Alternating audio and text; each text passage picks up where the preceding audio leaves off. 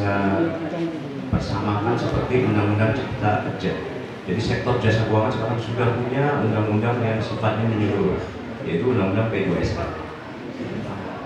Sudah berlaku 800 pasal, di situ merangkum semua kegiatan sektor lembaga jasa keuangan. Jadi memang ada kaitannya antara beberapa hal dalam kaitannya konteks baik itu regulasi penegakan hukum maupun perlindungan konsumen, semua lembaga jasa keuangan baik yang ada di OJK ataupun di luar OJK. Kembali sedikit, Otoritas Jasa Keuangan berdiri bukan merupakan satu lembaga yang benar-benar baru, karena penggabungan dari Bank Indonesia bidang pengawasan perbankan dengan Bapepam LK Badan Pengawas Pasar Modal dan Lembaga Keuangan. Sebelumnya Bank Indonesia itu mengawasi semua jenis perbankan, baik yang beroperasi dengan sistem skema syariah maupun konvensional, ataupun jenisnya dari mulai bank swasta asing, kemudian ada bank BUMN, kemudian ada juga Bank Pembangunan Daerah. Kalau di Jawa Barat ada BPT, di Papua ada Bank Papua. Kemudian ada lagi pengaturan yang tadinya ada di Bapepam LK Badan Pengawas Pasar Modal Lembaga Keuangan, itu masuk bagian kalau di OJK ada industri keuangan non-bank. Fintech ini awalnya di situ. Salah satu bagian dari industri keuangan non-bank. Industri lainnya mengatur mengenai pegadaian. Kemudian kita tahu ada asuransi, kerugian, jiwa umum, kemudian juga ada dana pensiun, kemudian juga ada lembaga keuangan mikro. Ya. Kalau di pesantren mungkin pernah dengar di Buntat dan Pembek ada Bank Wakaf Mikro, itu merupakan lembaga keuangan mikro syariah. Dibentuk berdasarkan Undang-Undang Nomor 1 Tahun 2013 tentang lembaga keuangan mikro. Kemudian ada sektor lagi yang produknya full investasi, itu justru ada di pasar modal seperti kita tahu ada saham, kemudian ada obligasi, kemudian ada sukuk kalau syariahnya, dan beberapa produk-produk keuangan atau investasi di sektor pasar modal. Sambil menunggu tayangan materi saya bisa tampil, saya izin juga saya bagikan materi saya, nanti bisa minta ke panitia. Langsung saja kita bahas pertama pinjaman online. Dari kisah yang diceritakan yang sudah ada di pembahasan masalah, saya ingin tarik dulu apa itu pinjaman online. Kalau bahasa teknis di OJK itu merupakan peer-to-peer lending, bahasa teknisnya.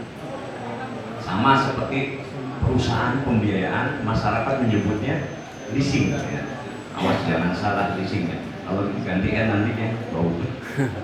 Ya, jadi seperti itu. Masyarakat biasa menyebut perusahaan pembiayaan itu leasing.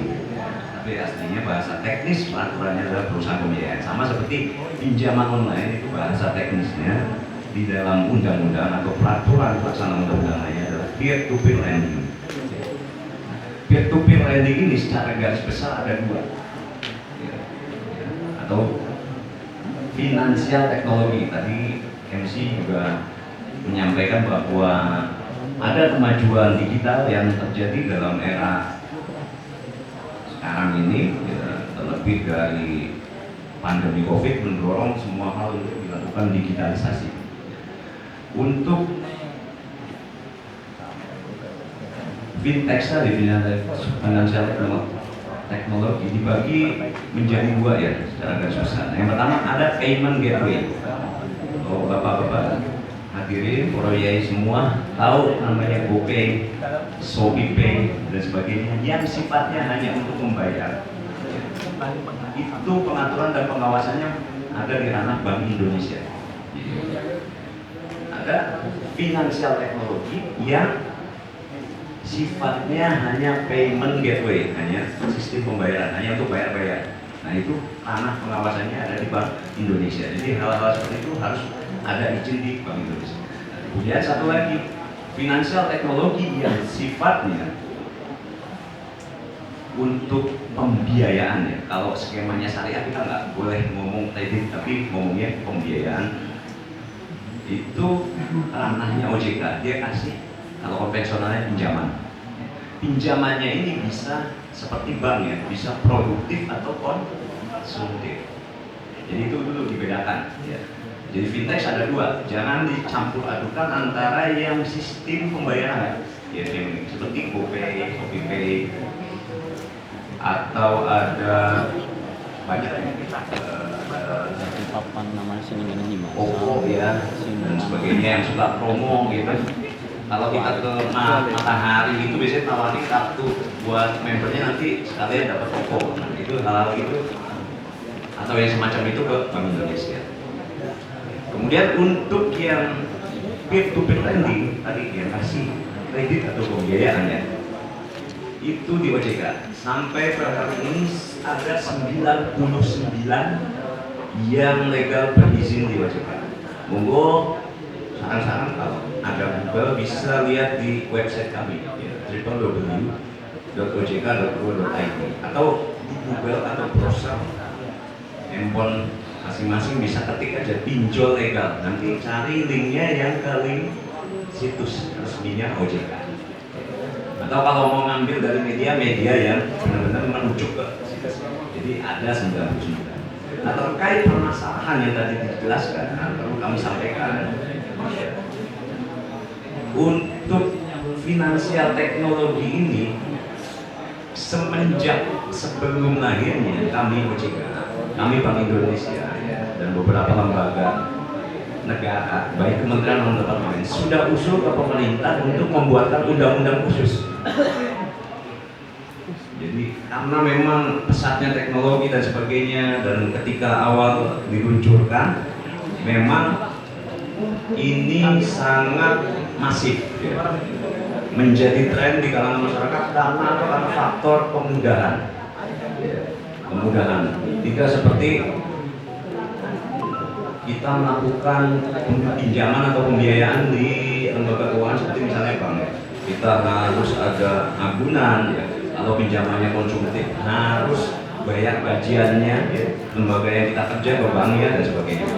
Ini hanya dalam waktu bahkan bisa dihitung 5 menit itu bisa cair kalau memang semua syaratnya terpenuhi, karena memang mereka punya mekanisme, nanti saya akan jelaskan. Dari 99 ini tentunya bermunculan istilah pinjol ilegal.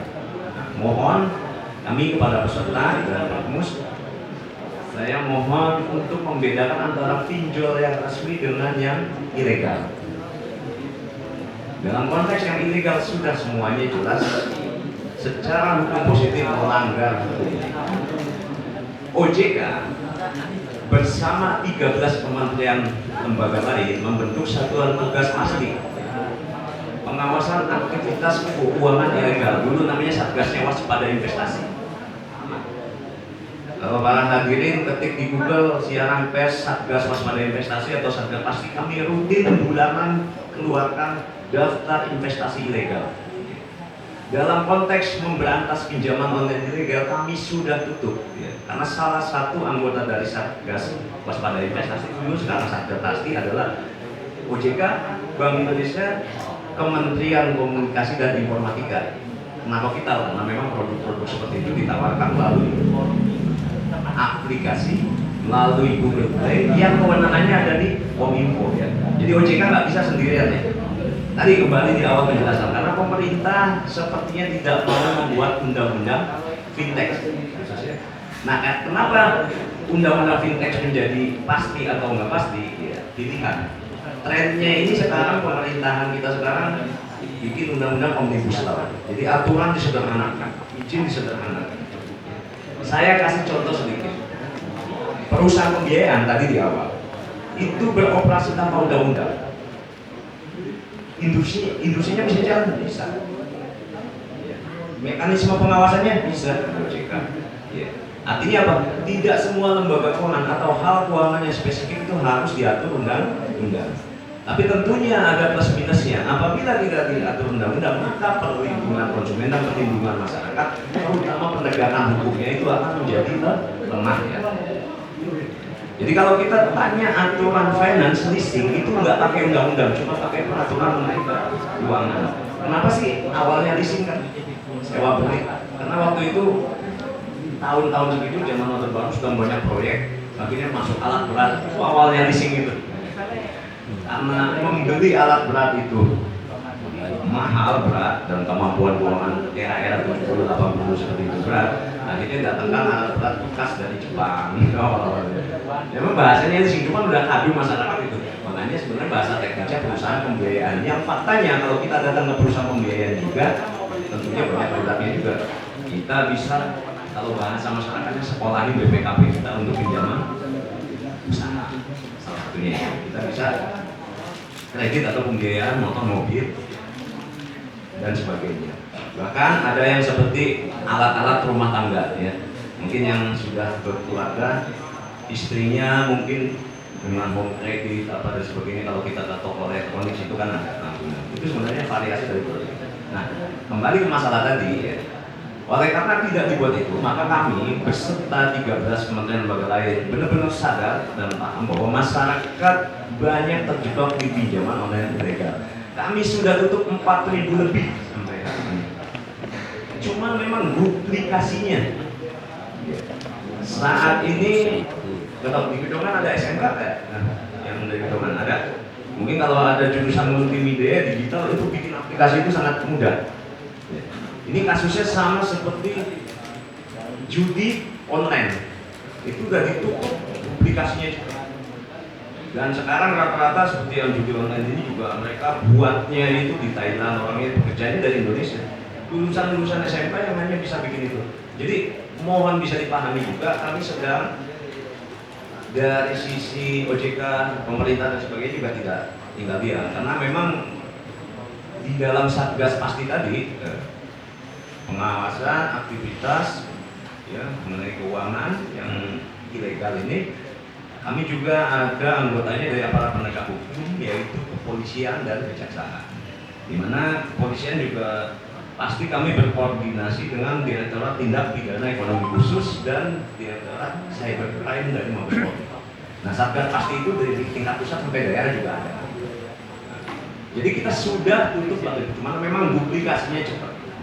Terkait kasus-kasus yang seperti ini, saya khususnya pengalaman di kantor saya, rata-rata yang pengaduan pinjol ini mengeluhkan, mohon maaf sebagian besar memang mental masyarakat kita juga minjemnya dipinjem online yang ilegal. Ya. Nanti saya akan menjelaskan apa sih bedanya skema yang ilegal dengan non ilegal, kemudian apa sih bedanya fintech. Baik, itu sekedar awalan, mohon izin moderator.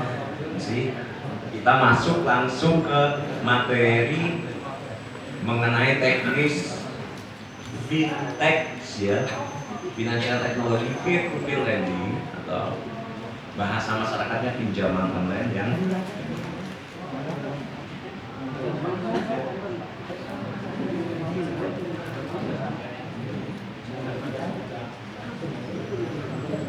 sebelumnya saya boleh nanya nggak Pak peserta?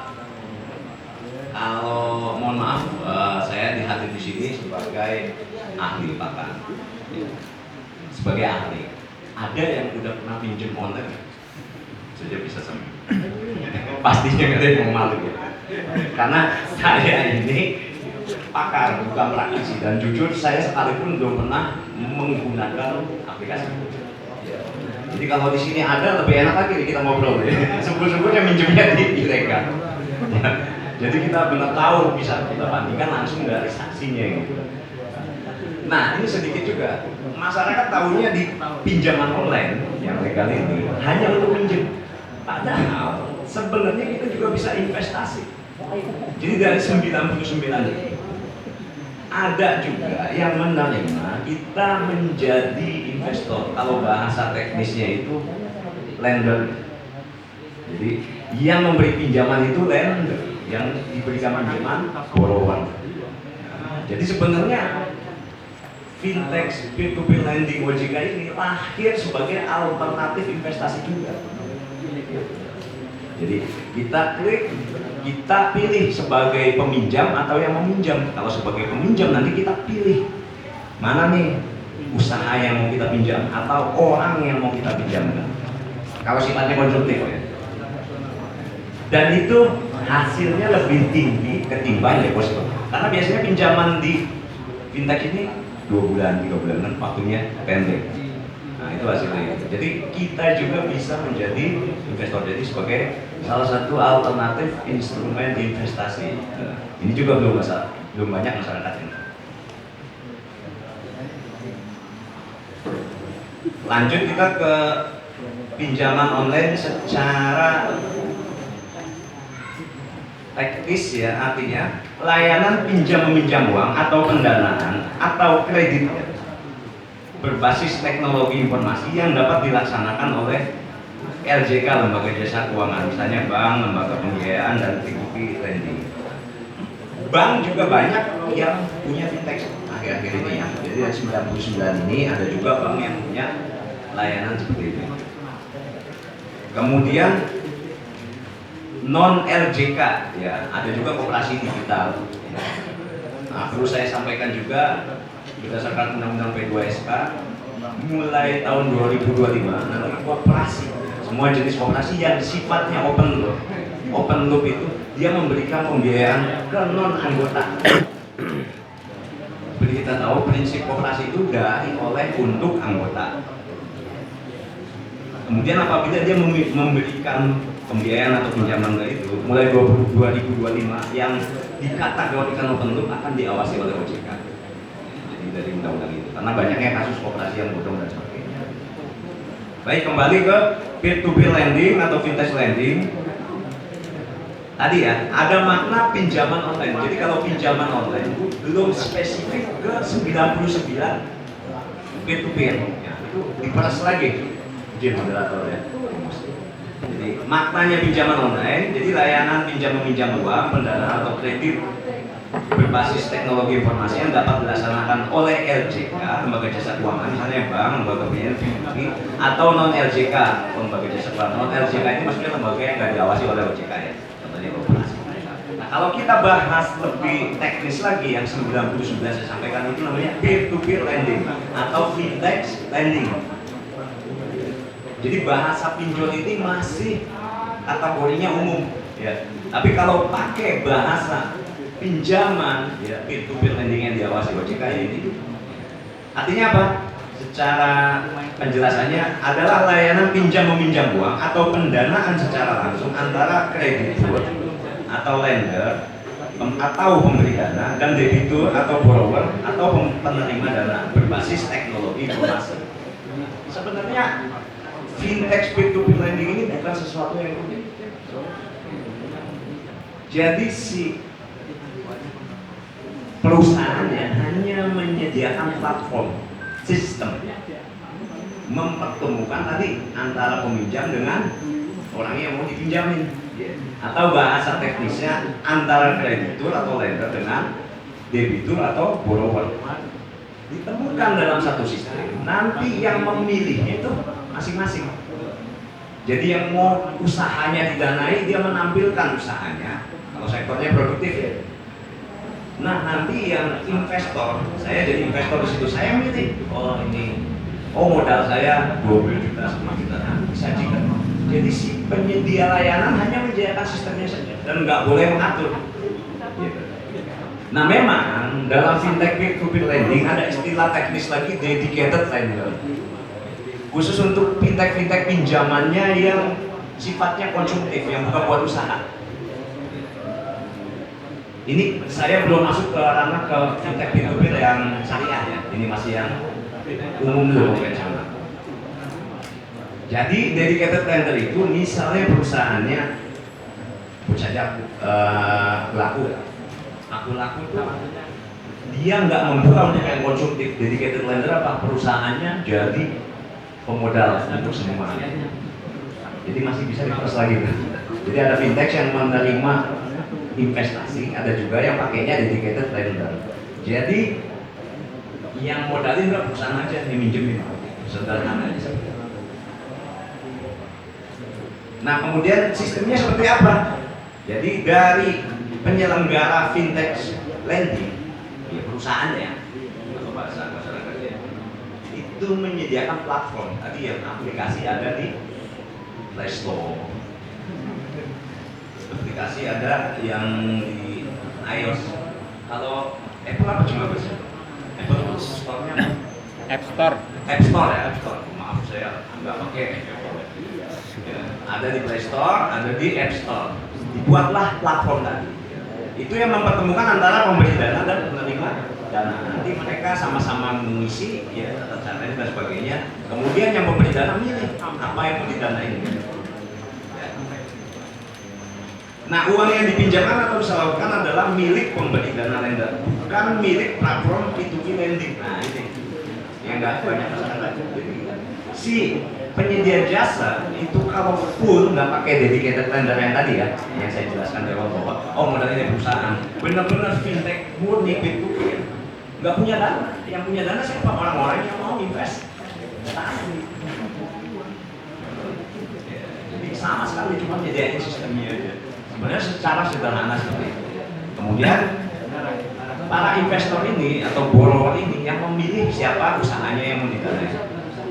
Dari orang yang daftar ikut aplikasi itu kan nanti A, B, C, D atau ada berapa ratus, berapa ribu, nanti kita milih saja sesuai dengan kemampuan masing-masing. Tapi ini khusus yang bukan dedicated lender tadi ya. Kemudian kita lanjut ke karakteristik fintech peer-to-peer lending. Yang pertama karakteristiknya adalah dana tidak dijamin LPS. Tadi mungkin sudah tidak asing dengan LPS, lembaga penjamin simpanan. Simpanan di sini adalah simpanan dalam bentuk tabungan ya, bukan simpanan istri kedua atau istri ketiga ya, jangan salah. Kalau itu ada saya juga mau ikut ya. Jadi lembaga penjamin simpanan. Kenapa ada lembaga penjamin simpanan? Mayoritas orang Indonesia ini sifatnya kalau dalam masalah dana itu konvensional, nggak mau ribet. Makanya dari semua sektor di bawah OJK atau lembaga keuangan lain, perbankan ini masih nomor satu yang diberikan kepercayaan. Karena apa? Taruh uangnya aman. Kalau mau ibaratnya dapat nisbah ya kalau syariah atau bunga kalau konvensional deposito nggak ribet. Taruh 1 M nanti akhir tahun dapat. Paling kan ada potongan pajak 20%. Nah itu yang perlu tahu ya. Jadi deposito itu kena pajak 20%. Dan kemudian untuk hitung bunga deposito itu per tahun ya. Jadi kalau per bulannya ya bunganya 6%. Kalau per bulannya berarti dibagi 12. Berarti sebulannya 0,5%. Banyak masyarakat juga nganggapnya bunganya itu per bulan, enggak ya, per tahun. Makanya ada tulisan PA per annualnya itu 1 tahun. Kalau kita lihat di luar negeri, contoh Malaysia itu saja, Malaysia, Singapura, Australia, dana keuangan, dana masyarakat itu justru disimpan di pasar modal. Sebagian besar negara di dunia juga, hanya di Indonesia yang anomali ya, sifatnya khusus, yaitu karena karakter masyarakat kita pengennya aman, gampang, nggak repot ya. Saat era 10 tahun, 20 tahun lalu mungkin bunga deposito masih 10%, 8%, tapi memang sekarang pemerintah rupanya kebijakannya sudah menurunkan suku bunga kredit usaha rakyat, sehingga itu narik turun juga. Kur saat ini berapa? 6%. Awal-awal kur muncul itu 15%. Dalam jangka kurang dari 10 ditekan sama pemerintah sampai 6%. Perlu hadirin tahu juga, ada di negara lainnya penerapan kebijakan suku bunganya itu minus. Jadi nabung dan deposito nggak dapat apa-apa. Makanya kenapa kalau di luar negeri taruh uang itu dalam bentuk apa? Saham, reksadana, obligasi, sukuk. Karena kalau taruh di tabungan nggak dapat apa-apa. Nah, cuma di Indonesia. Di Indonesia saat ini untuk bank umum rata-rata di 4,25 ya. BPR mungkin lebih tinggi 6%. Nah, kembali ke tadi, karena mayoritas masyarakat uang, akhirnya pemerintah membangun atau membuat lembaga penjamin simpanan tadi untuk melindungi sebagian besar masyarakat. Artinya apa? Kalau simpanan kita di bawah 2 miliar, kemudian suku bunganya sesuai dengan suku bunga Bank Indonesia, karena yang berwenang untuk menetapkan suku bunga itu ada di Bank Indonesia, maka apabila banknya bangkrut, uangnya diganti. Nah, itulah fungsi LPS, lembaga penjamin simpanan tadi tuh. Bukan simpanan ya. Nah di fintech dananya investor tidak ditanggung itu satu ya, jadi tidak ada karena sifatnya investasi ya kan. Kalau investasi ditanggung pemerintah maka nggak ada yang bangkrut, ditanggung. Jadi unsur resiko selalu hukum ekonomi itu resiko tinggi hasil tinggi, resiko kecil hasil kecil. Itu udah hukum alam sunatulahnya seperti itu. Ya. Kemudian yang kedua karakteristik dari fintech peer-to-peer lending, resiko kredit, resiko pembiayaan ada di pemberi dana. Saya masuk, saya jadi investor, saya minjemin usaha A, usahanya contoh dagang gado-gado, gitu kan. Tiba-tiba kacang toge, entah kenapa Indonesia harus impor, negara impornya perang, gado-gado mahal gitu dan sebagainya, dibangkrut usahanya. Nah resikonya di saya karena nggak ada LPS. Nanti mekanisme penagihannya ada. Kemudian yang selanjutnya karakteristiknya adalah risiko pendanaan relatif tinggi, karena hasilnya tinggi. Itu dalam 3-4 bulan tuh bisa dapat, kalau syariahnya nisbahnya tuh bisa di atas 10% itu. Dalam jangka waktu 3 bulan. Nah fintech kan pendek-pendek ya. Dapat bunganya tuh. Tapi ya sebanding dengan risiko tadi yang nggak ada LPS.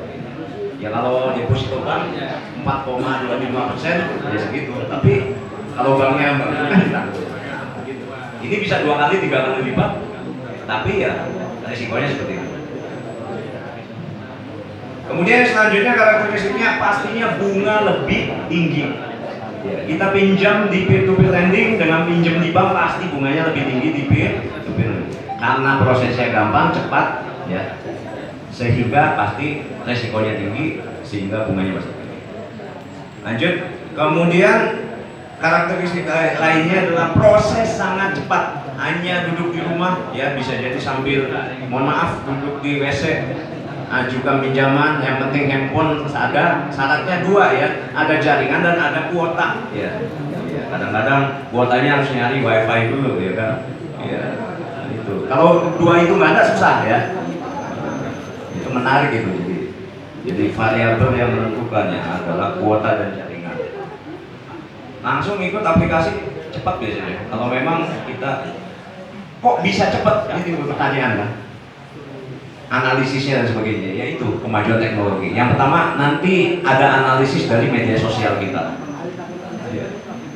Biasanya nanti di search kita punya akun medsos, Facebook, Instagram dan sebagainya. Nanti dilihat tuh komen-komennya, Kang utang saya belum dibayar, Kang belum bayar makan gitu. Terus ada mungkin istrinya, Kang ini anak sekolah belum, di komen gitu kan. Nah, tuh. Kemudian fintech ini punya asosiasi. Asosiasinya ada 2, yang konven sama yang syariah.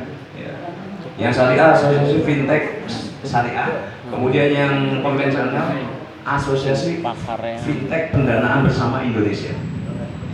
Mereka punya jaringan, punya database. Jadi 1 kali dari contoh saya pinjam di peer-to-peer yang 99 itu macet ya. Macet istilahnya sampai berbulan-bulan. Kalau istilah perbankannya kolateralnya 5 ya, tapi 6 bulan saya bayar. Siapa lo Sari? Itu langsung nama saya masuk blacklist. Jika saya minjem di 98 fintech yang resmi lain, itu tidak akan bisa. Jadi mereka punya sistem, mereka punya asosiasi. Kedua, mereka punya database. Perlu kita ketahui juga ada PT Pervindo ya, pemerintah. Siapa ya lo Sari? Tangannya memang siapa? Itu belum banyak yang tahu, tapi dia juga menyediakan data orang-orang gimana sih orang ini kalau kredit ini ABC dan sebagainya, BUMN ya. Jadi ada database kita, artinya apalagi zaman digital ya, kata pengarang buku itu sudah terjadi setelah itu abadi. Karena komen mungkin bisa dihapus. Kita merekam gambar di handphone, memory card bisa dihapus, tapi ada aplikasi yang bisa muncul itu. Jadi hati-hati ya untuk teknologi digital, handphone kita dan sebagainya. Apalagi yang medsosnya sudah approve, Instagram, Facebook, itu mereka punya akses ke galeri kita. Ya. Jadi mereka bisa mengakses semua. Walaupun kita hapus, tapi ada software yang bisa kembalikan. Ya mungkin di sini ada yang pernah belajar audit forensik dan sebagainya atau punya pemahaman itu. Jadi kalau di dunia digital itu sekali terjadi sudah itu apa namanya, mereka cepat sekali menentukan. Ya. Jadi punya mekanisme yang berbeda dengan lembaga jasa keuangan yang konvensional. Kalau kita kan kredit bank kan datang ditanya usahanya apa, oh jaminannya apa, oh ini, ya kan. Nanti disurvei dulu usahanya dan sebagainya. Jadi prosesnya memang panjang. Untuk kita datang ke kantor bank saja butuh waktu. Tapi dengan teknologi kita hanya ya tergantung kecepatan jaringan tentunya ya. Kalau IndiHome-nya udah habis kuotanya itu agak lemot kan. Kemudian lanjut karakteristik selanjutnya, persyaratannya sangat mudah ya. Jadi untuk meminjam online itu tadi setelah kita daftar, di awal kan kita ngisi registrasi dan sebagainya. Nah untuk fintech yang legal itu cuman diminta 2 nomor kontak tambahan. Seperti kita buka buku rekening. Itu untuk menghubungi, misalnya kita meninggal, tiba-tiba dapat hadiah mobil dari Sinterklas BRI, itu dihubungin kan biasanya saudara yang tidak serumah gitu. 2 nomor ini bukan untuk menagih, ada di peraturan OJK yang terbaru, nanti saya bacakan juga ya. Jadi kalau selama minjemnya di tipe yang 99 di bawah OJK, insya Allah aman. Tidak terjadi seperti kasus-kasus yang ada dipermalukan. Ya. Nanti saya kasih tahu modusnya gimana sih pinjaman online ilegal beroperasi, tapi mohon jangan ditiru ya. Ini hanya untuk pengetahuan saja. Ada triknya. Ya, tadi persyaratan mudah, hanya upload KTP saja biasanya dan video singkat. Tidak seperti pinjaman online ilegal. Ini saya contohin, bukan berarti saya pernah minjem ya. Ada orang yang di kantor pengaduan konsumen, saya menghadapi, tapi rasa-rasanya muka saya nggak minjem online lah, jangan percaya ya. Tapi kalau nggak juga nggak apa-apa. Jadi sebelum cair, biasanya diminta foto KTP, nggak pakai baju, posenya jelek. Entah itu menjulurkan lidah, entah itu matanya melotot atau apa. Untuk apa? Nah, pose yang jelek itu nanti ketika kita macet, kan mereka kalau yang ilegal menyerang kontak. Akhirnya dibuatkan grup buat foto profil ketika lagi. Kalau nggak foto begitu nggak dikasih sama mereka. Jadi memang cara nagih mereka dengan cara mempermalukan, intimidasi, ya psikologiwan. Jadi begitu. Jadi kalau yang ilegal pasti suruh foto sambil melet lidahnya nggak pakai baju gitu, dan sebagainya. Nah itu nanti yang digunakan untuk profil grup penagihan. All kontak bikin grup, judulnya penjahat nggak bayar hutang. Itu yang nyebabin kasus banyak terjadi apa? Mohon maaf, depresi, ya, tekanan jiwa dan sebagainya. Karena sudah kadung malu. Sedangkan di dalam kontaknya, kontak pertama calon mertua, kontak kedua kiai saya, belum kakek, nenek, saudara, teman kantor. Kayak apa malunya? Masuk akal nggak sampai ada kasus bunuh diri seperti itu? Ada sebagian orang yang memang punya tingkat rasa malunya kan beda-beda ya. Kalau saya cenderung pemalu yang malu-maluin, tapi mungkin ada orang yang sensitif gitu, ya kan? Sehingga itu yang menyebabkan kasus yang seperti terjadi di sini. Ya. Itu salah satu triknya mereka untuk bisa nagih gitu. Lanjut ke karakteristik selanjutnya, untuk pinjaman yang ini tanpa batasan waktu dan tepat, mau jam 2 malam, jam 3, ya, habis tahajud, ya, atau sebelum duha gitu, jam kantor belum, nah, namanya aplikasi sudah automatically by machine ya, by system, jadi kapanpun, dimanapun gitu ya. Kemudian, nah ini kelebihannya kita dapat memilih pihak yang mau didanai kalau kita sebagai investor, oke? Itu belum bisa ya monitornya. Baik, lanjut ke proses untuk skema B2B lending ya. Yang pertama dari mulai pengajuannya. Tadi setelah kita ada aplikasinya dan yang 99 yang legal itu kita download, pilih salah satu ya misalnya. Kita download, kemudian nanti konsumen mengajukan pinjaman kepada perusahaan pinjaman online. Lalu ada proses verifikasi. Ya. Verifikasi ini nggak lama juga ya biasanya. Kemudian apabila tadi ya tidak pernah punya macet di pembiayaan atau pinjaman sebelumnya ya di 99 yang tadi ya. Setelah verifikasi langsung pencairannya pun langsung masuk ke rekening pribadi yang biasanya tidak mensyaratkan harus bank ABC ya.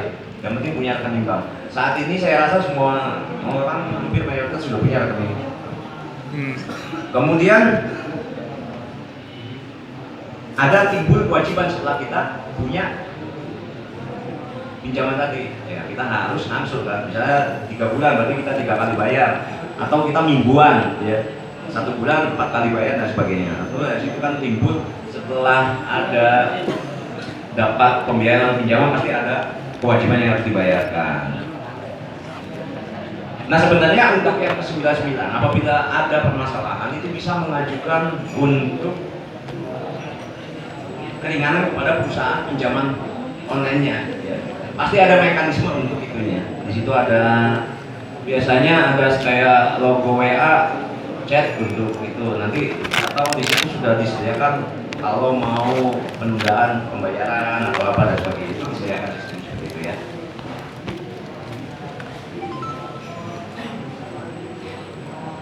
Nah kemudian untuk perusahaan fintechnya mohon izin nanti materi saya benarkan sekarang 99 perusahaan karena barusan saja 2 ditutup ya karena bermasalah sehingga sekarang cuma ada 99 dan OJK akan tekan itu seminim mungkin. Kenapa? Tidak perlu terlalu banyak supaya industrinya sehat. Kenapa? Karena kan ini sifatnya digital. Sebenarnya 10 juga udah cukup kan? Cukup karena kan satu fintech kan nasional pakainya aplikasi. Iya. Cuman ini karena di awal itu sempat menembus 200, tutup sampai sekarang kurang setengahnya. Jadi benar-benar memang kita mekanisme survival of the fittest ya. Jadi kalau istilahnya Darwin itu mana nih yang bagus, yang buat pendanaannya, yang bagus perlindungan konsumennya itu diterapkan sehingga sekarang turun sampai 99. Ya. Kemudian untuk entitas jumlah akumulasi orang yang meminjamkan hampir 1 juta rekening. Jadi ada 1 juta investor nih yang sudah investasi di Fintech. Kemudian dari peminjamnya ini data di akhir 2022 ada yang meminjam 92 juta orang. Jadi kalau penduduk Indonesia 300 itu udah hampir 30%-nya ya. Jadi sudah banyak sekali yang menggunakan ya. Ini data yang 99 yang resmi ya, yang ke OJK ya, yang di bawah OJK. Yang ilegal bisa jadi lebih banyak biasanya puncak gunungnya. Tapi artinya sudah 92 juta orang menggunakan layanan peer-to-peer lending. Yang tertinggi berapa Gus? Nominalnya? Nominal tertinggi nanti saya cek dulu ya, karena biasanya nggak lebih dari 10 juta ya biasanya. Kalau fintech rendah-rendah tapi sempat dulu ada yang sampai 50 atau 100 tapi yang konteksnya yang produktif, yang buat usaha ya. Kalau yang buat konsumtif pasti kecil-kecil ya.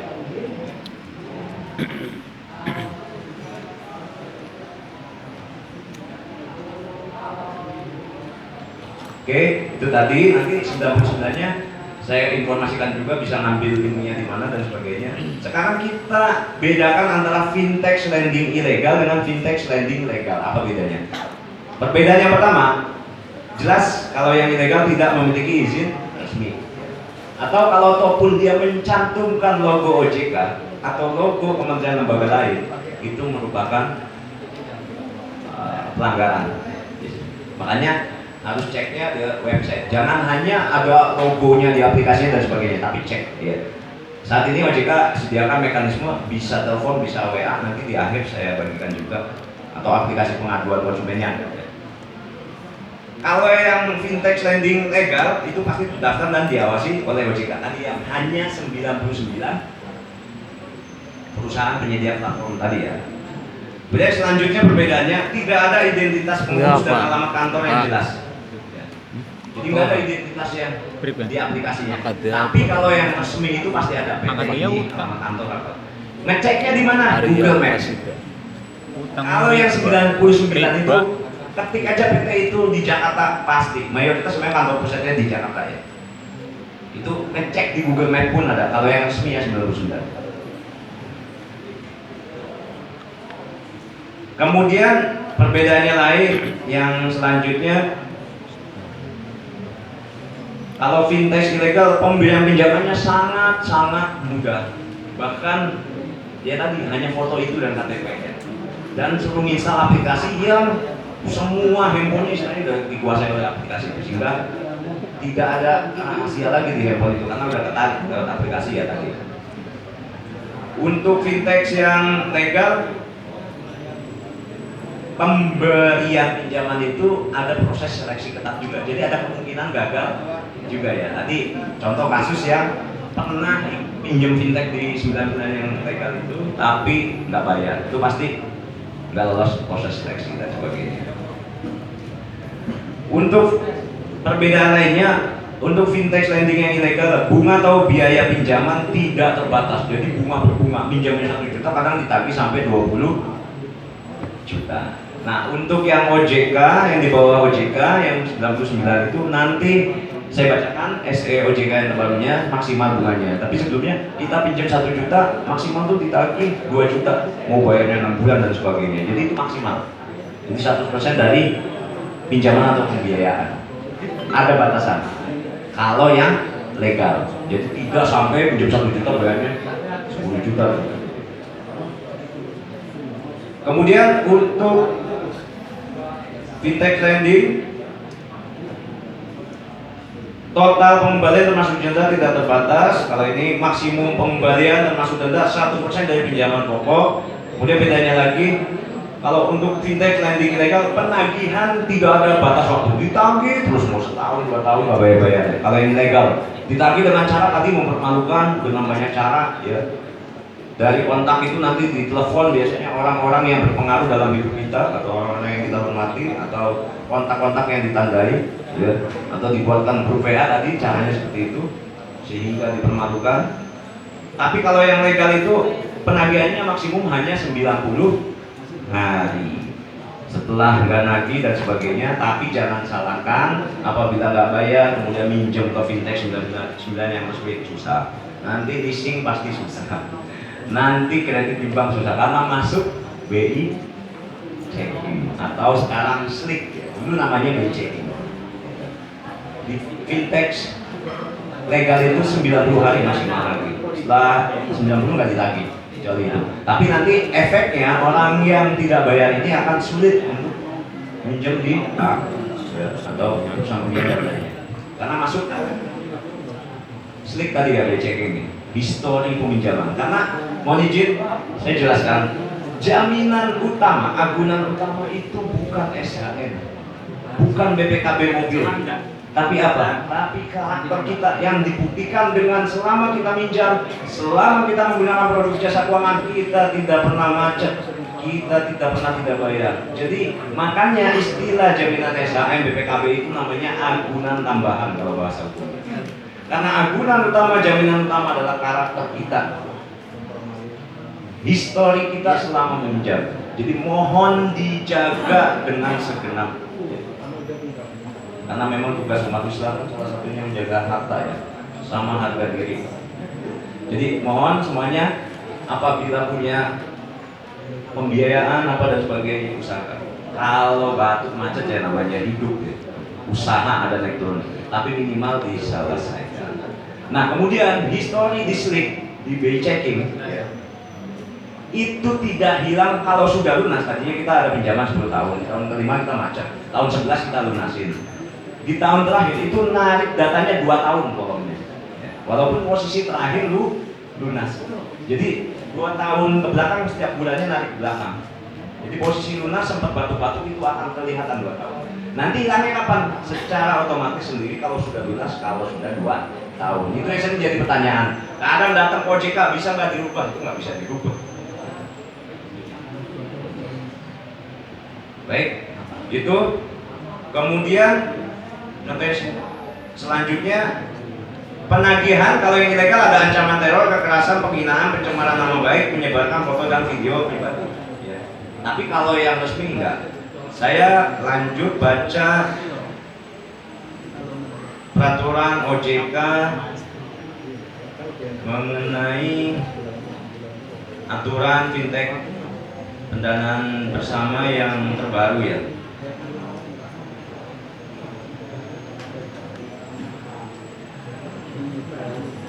Karena banyak kasus pinjaman online di kantor saya ada yang datang minjem sampai 20 pinjaman online ilegal, tapi ilegal semua itu banyak. Dan rata-rata yang datang seperti itu. Ya, memang mohon maaf ya, ini tugas kita bersama. Ya, kita nggak bisa bilang ini tugas OJK saja, Pak. Saya mohon Yai semua, apalagi ini luar biasa, semua pesantren besar hadir. Mudah-mudahan bareng-bareng kita mengenai masyarakat jangan pernah pinjam di pinjaman online ilegal. Mohon bantuannya karena OJK, BI, kepolisian saya nggak bisa bertindak. Kami tetap butuh bantuan Yai dan saya yakin lebih efektif, lebih masuk ke masyarakat karena memang bahayanya ini sudah banyak kasusnya yang viral. Mohon dibantu kami, atau kalau memang punya ingin buat acara sosialisasi mengenai pinjaman online ilegal, waspada investasi, kirim surat ke kami, bisa kami siap fasilitasi untuk ada itu. Nah, OJK mengeluarkan peraturan karena banyaknya kasus tadi fintech ilegal 4.000 sudah kita tutup dan sebagainya. Jadi kita keluarkan surat edaran otoritas jasa keuangan nomor 19 tahun 2023 tentang penyelenggaraan layanan pendanaan bersama berbasis teknologi informasi. Ya, dikeluarkan 10 November. Yang pertama apa sih aturannya itu? Penurunan bunga dan biaya lain.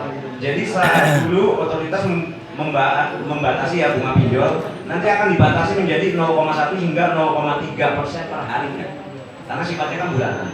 Jadi nanti turun. Artinya itu untuk pinjaman konsumtif jangka pendek kurang dari 1 tahun yaitu sebesar 0,3% per hari. Jadi kalau kita macetnya sebulan 0,3 kali aja 3 bulan. Telatnya ya 0,3 ya, 3,1% aja, jadi 0,3%. Nah ini efektif sejak 1 Januari. Kemudian denda keterlambatan kami juga untuk sektor yang produktif yang buat usaha, pembiayaan atau pinjamannya akan 0,1% pada 2024. Ya. Denda keterlambatannya dendanya menjadi 0,067. 0,067. Jadi dendanya lebih rendah lagi ya. Tidak 0,0 lagi. Kemudian kedepannya debitur tidak boleh meminjam lebih dari 3. Jadi kita nggak boleh 1, 2, 3, maksimal 3. Nggak boleh 4, 5 dan sebagainya. Karena banyak kasus masyarakat yang sampai puluhan pinjam. Kemudian nanti penagihan baik pon atau datang ke lokasi hanya sampai jam 8 malam. Jadi kalau kita ditagih fintech resmi ya 99 di atas jam 8 malam atau jam 8 lewat 1 menit, 1 detik lapor ke kantor kami. Kantor OJK ada di Jalan Cipto, kalau enggak nanti WA. Foto siapa itunya, kalau sudah pasti akan kami tindak. Kemudian kami juga memperkuat dalam SE OJK tersebut memperkuat aturan penagihan. Ya.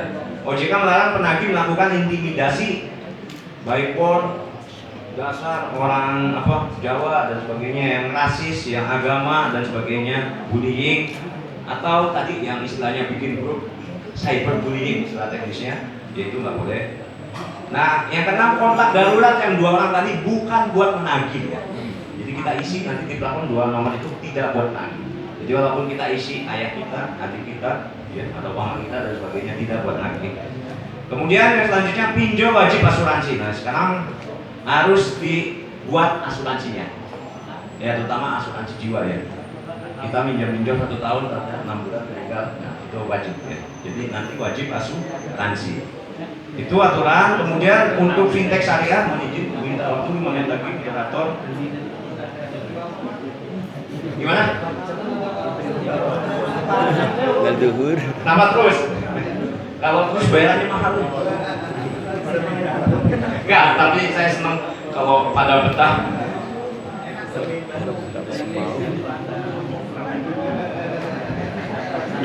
Padahal ini belum bahas bab syariahnya nih. Kalau bahas bab syariahnya saya jadi mes sama LPNU-nya akan lebih semangat.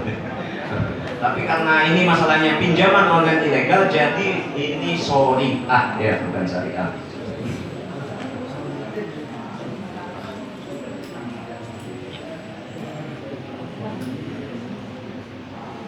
Baik, untuk itu tadi 99, ada 5 yang beroperasi menggunakan skema syariah.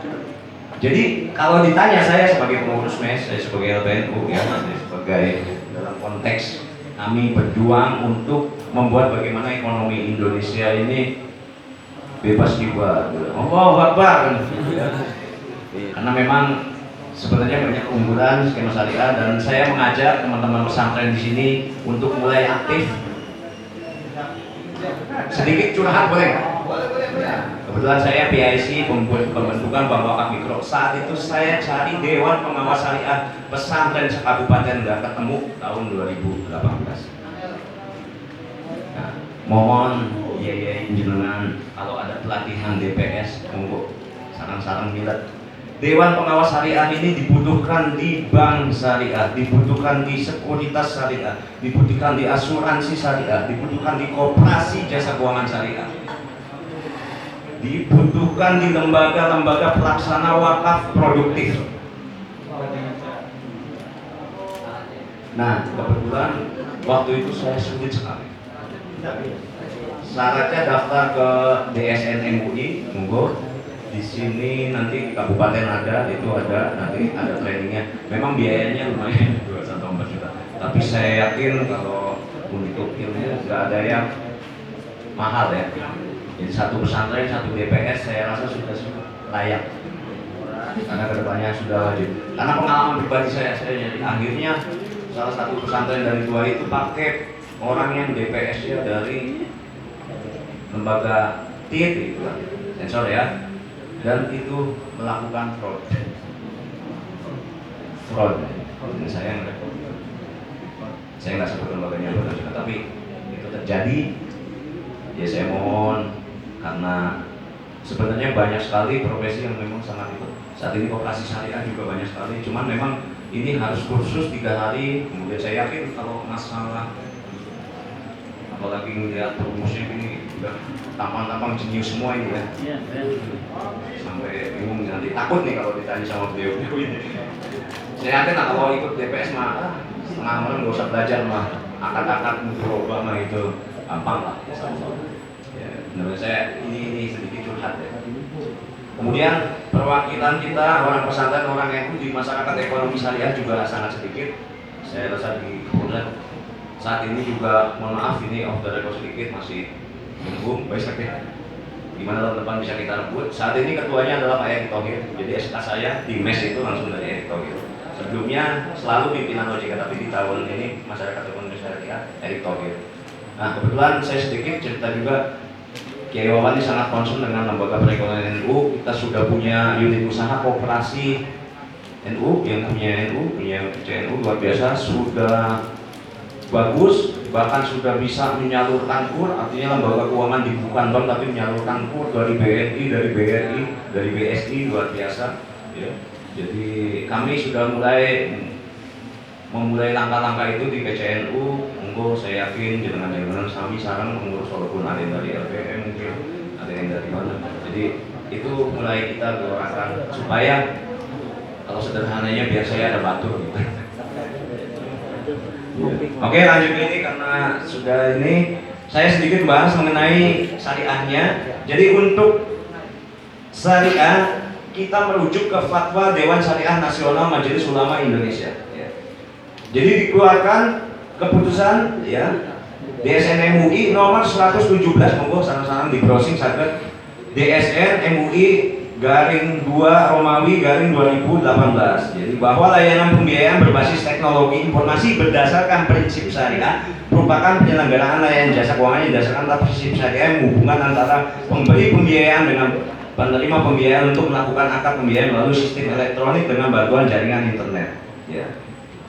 Kemudian prinsip-prinsip utamanya yang penting terhindar dari hal-hal seperti riba, horor, batil, dan zoom yang semuanya berdampak buruk bagi salah satu pihak. Kemudian akad yang digunakan dalam transaksi layanan pembiayaan berbasis teknologi informasi dengan prinsip syariah adalah ijarah, bai, musyarakah, mudharabah, qard dan waqalah bil ujur. Ya. Jadi semua yang di fintech lingkungan syariah itu merujuknya ke fatwa DSN MUI ini untuk yang syariah. Jadi kalau ada kalau mau fintech apa yang syariah 5 daftarnya nanti ada saya berikan. Ya.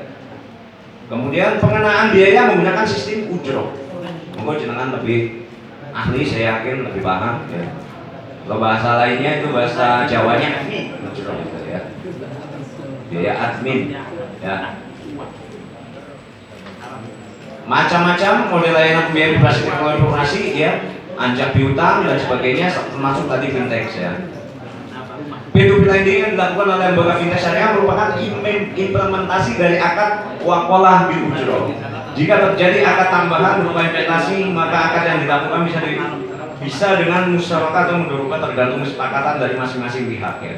Prinsip al-hunu bi bersama keuntungan, ada resiko yang ditanggung bersama harus menjadi landasan utama. Jadi jika terjadi resiko maka dapat dilihat dari penyebabnya.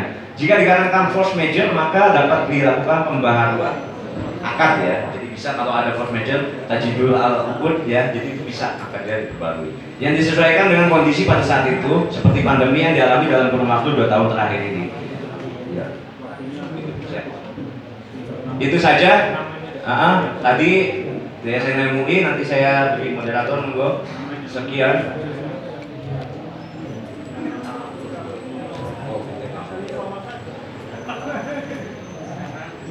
Ya,